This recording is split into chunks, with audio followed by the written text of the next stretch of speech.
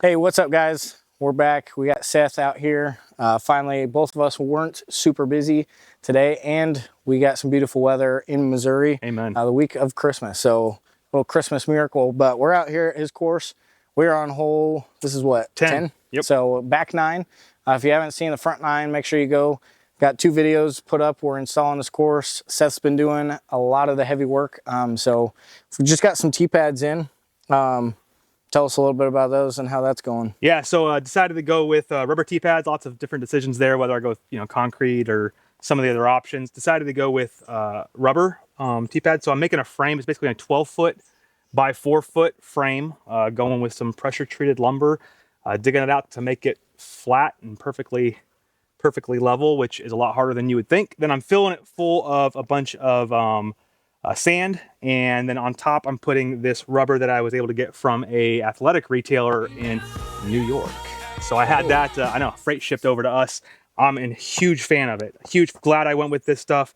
Honestly, the grip is fantastic. I think most of us have played on rubber before and didn't love rubber at some point in time in our lives, but so far this was a fantastic purchase. So now we're about currently, I want to say 14 holes done as far as installing T-pads, just a few left, and then we'll have all of them in here.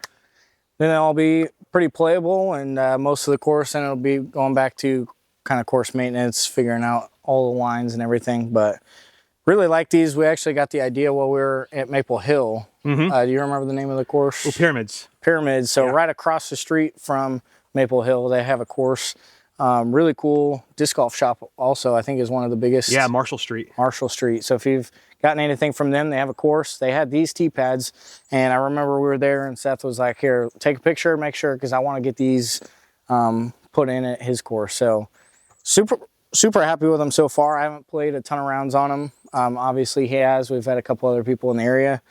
We've had some moisture too and haven't had really any issues. So there it is. We're getting into hole 10 and show you the line.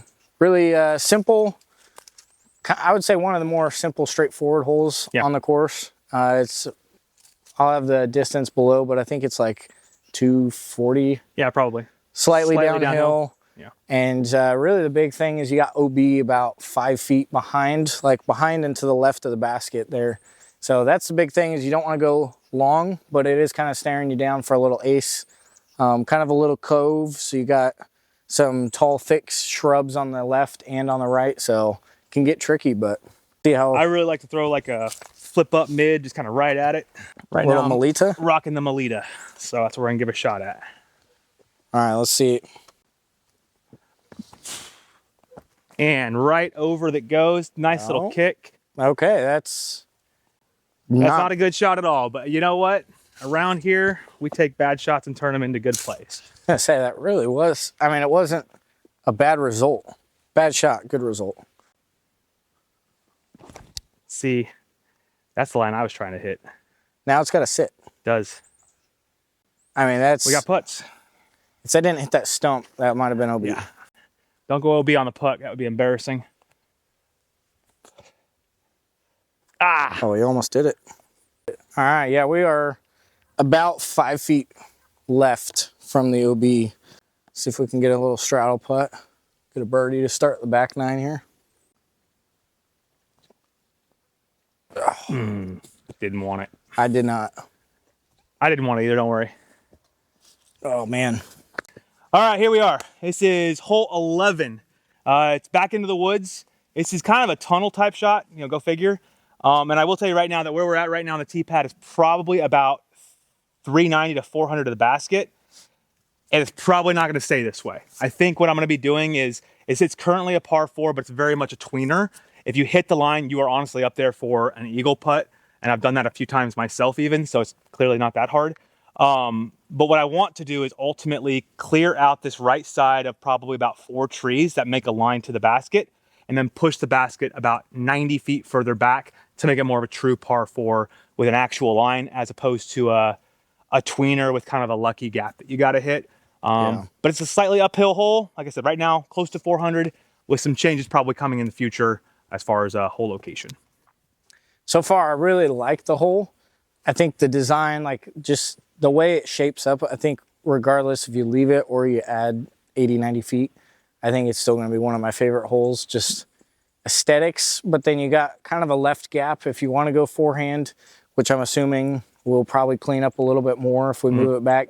But yeah, it is very much a tweener hole, which some people and myself actually don't hate if you have one or two of those a hole or a course. But definitely I've seen, like when Vinny, I'm assuming when Braxton gets out here, it's like you're 20 feet almost every time for some of those guys. Yeah, and ultimately it's about the fairness of the hole. What I don't want to see happen is guys throwing good shots and they're doinking left, doinking right off of a good shot because of trees in the middle of the fairway. So, Sure. I mean, I want it to be challenging. I want it to be tough. I want you to hit the line, but then I want to see the disc fly the way it's supposed to and not just doink something and then one guy gets lucky and one guy doesn't. I'm going to try a forehand. I like the forehand because it guarantees I'm going to be at least halfway down the fairway pretty much. Guarantees. Hear that, guys? Yeah, every time, 100%. But the backhand is wider down the second part of the fairway. So if you really just miss that one in the middle, I've been messing around with the backhand. Might throw a backhand too. Guarantees. So Guarantees. I'll be halfway down the fairway. He set himself up for that one, though. As soon as he said it, I'm going to guarantee I hit an early tree. Maybe I get lucky.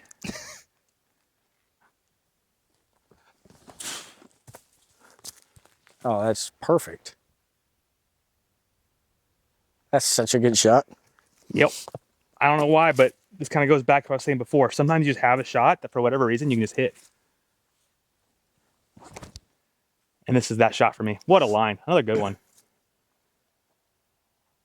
So we're both probably sitting, I'm probably like 60 feet. You're probably like 80, 90 feet.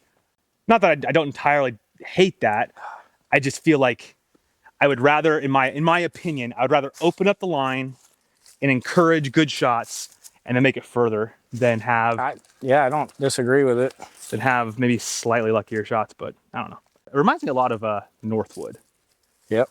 Northwood. I just kind of like the tree layout, but... Yeah, I think this is one of the ones we were talking a lot about. Yeah. Trying to emulate that Northwood black style. So I think we kind of did it. And I think if you move this back, it definitely will be like that. Yeah, I agree. I got to hope the neighbors are okay with me maybe borrowing part of their property. They mentioned that if I paid them a penny a month, they might lease it to me. So hey, I think that's worth it. We'd work over our ways over to the Cedars over here. Oh, man. Now we're talking about some beautiful disc golf. I'm assuming you got no backhand line because of that tree. I mean, I do, but not something that will probably get me to the basket. Ooh. So I'm going to try this panning turnover forehand. Yes. With the Athena. Yes. Which I've never forehanded. So you practice all the time. You've been in the field for weeks working on this one. Exactly. See? It's all that field work. Don't skip out. No, you're great. You're like 20 feet maybe. I'm going to say that almost went out. Practice. That's another thing I don't think we mentioned is there is OB. Ooh, yeah.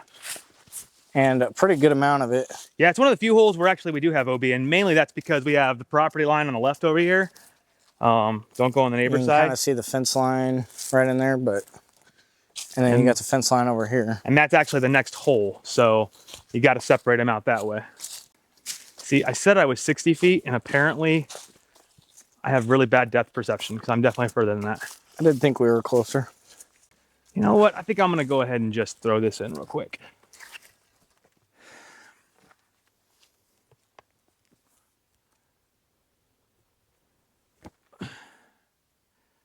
Not going to throw it in like that, but be an easy birdie. Throw it in on the next one.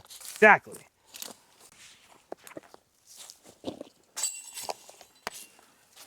See, and that's... It wasn't I feel like that was a putt. The one downside to this is you did throw a good shot through a suboptimal approach, and you have a pretty easy birdie. Yeah. But it is nice because I'd say anyone that can throw about 390, 380 has a potential eagle, so. Yeah.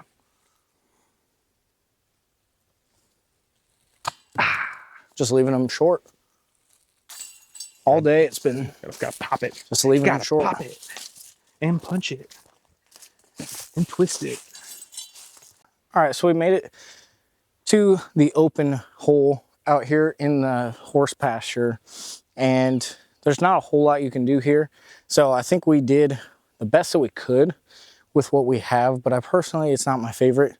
But what you're trying to do here is we created like a little island hole, like a 2-island hole. So from here, you're playing from out of bounds. There's a couple holes on tour like this, and so that's kind of what we got the idea from. But you can see up there where the flags are, it's basically all that safe zone.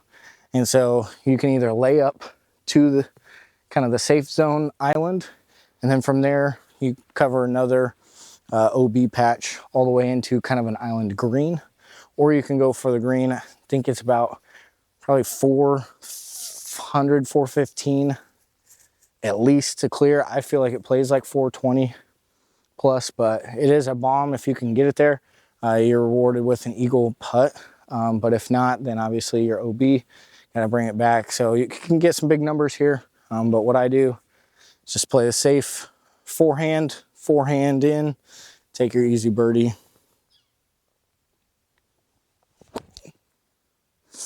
I mean, that's all you need.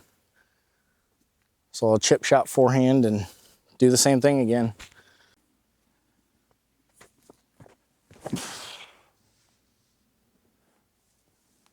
mean, that's really all you're trying to do. All right, we'll go second shot, Firebird again. You do have to clear that little fence line. So we're basically safe here. Everything's OB all the way to that fence line. So potential penalties can come out if you don't clear, but I let it out early. You'd be fine. There it is. Great there tree. it is. That was going to be a tester putt. I left for that birdie. tree there for you. Thanks to that tree, we got an easy little birdie here. You know what? Some people aim for trees. You see my game. Yep. So what we were talking about off camera is kind of the thought and the idea of like when you're playing with just the two of us, guys that are throwing 380, 390, you're just laying up every time, pitch into the green, take kind of a boring and easy birdie. But when you bring in other big throwers that are going for it, there's going to be a lot of score separation. So I think a lot changes when you're playing with more people than just guys like us. But your ideas you had about moving the hole kind of off, I'll be honest, like this is kind of one of the reasons I've had you and a couple other people here. I just don't have the kind of creative thinking. Like I love once you say it. I would love it right there. Yeah, I think of it and I'm like, that makes total sense. That's brilliant. Why didn't I think of that? And it's just the creative side of my brain just isn't there. I have more of the manpower, labor side of the brain going. You're doing your job really well. But yeah, I think we'll probably look at that line a little bit, mow a little patch out, see how it plays. All right, we got hole 13. Another one. This one is one Seth came up with as far as design. I originally didn't love it. I don't hate it now, and I think I've just kind of figured it out. But it does demand a very certain specific shot off the tee. So you can obviously see you're kind of here behind these trees, and you have that huge tree across the water. And so it forces a Annie flex line, which is unique. And I think that was one of the reasons why Seth wanted to put it here, as opposed to putting it over here and making it a straighter shot. I think it plays right around 400 maybe. Probably, yeah. Something like that. I haven't seen it yet, but I know some people have attempted the big, super wide hyzer over the water the whole way. That probably makes it about a 460-foot shot, if I had to guess. But I think it's a cool. Overall, I think that the hole does provide probably 3 different options on your shot. It's a really safe forehand that will just basically make it an easy par. Yeah. There is this wide hyzer that if you have the north wind is definitely enticing if you have the distance. A couple guys, Calvin, one of his buddies were out here. They threw that. I think Joe was a guy, and they actually both parked the basket with that shot. The southern wind, though, knocks your shot down into the water. The one that it's intended to do, though, is this like almost this force over shot that has you basically challenging the water on the right with kind of almost throwing the force over towards it, but hoping your disc gets stable back or like a hyzer flip up the middle.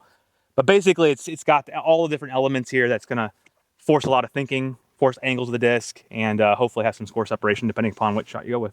It's a tough hole when you have a headwind because you want to throw the forehand. You don't want to turn it over with your headwind.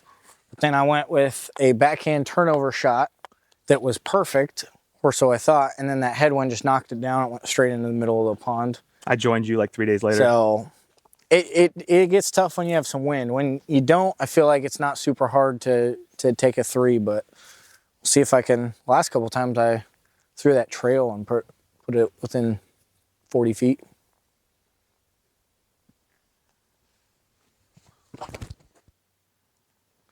Come on. Look at that. Nice skip at the end. That's how you throw the shot, man. It's like a 30-foot putt. I don't love know it. why I took that disc out of the bag for a little bit. Part of me wants to do one of the other shots now because I'm not going to best that. Yeah, go with the hyzer. Yeah, play. the big hyzer over here. Yeah. Yeah. Go with that one. That's my shot right there. Shoot, man. Great shot. Yank job. I'm going to play from over here. There you go. You did say you wanted to Throw a different line. throw a different one. Yeah, absolutely. All right. Well, this is a new challenge, but I'm all about the challenges. I provide them to myself quite often. All right. What do we got here?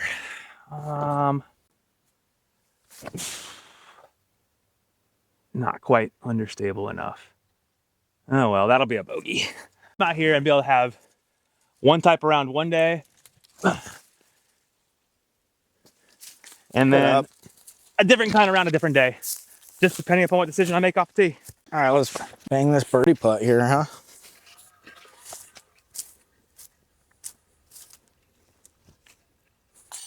Let's go. Great birdie. I truly, for me at least, I truly count this as a bonus birdie. It's definitely one that I can get, but never one that I count. Yeah, I don't count it, but for some reason, the last 3 times I've played it now, I've just laced the shot. Man, like confidence. That's what disc golf is all about, man. It's if you have confidence in a shot.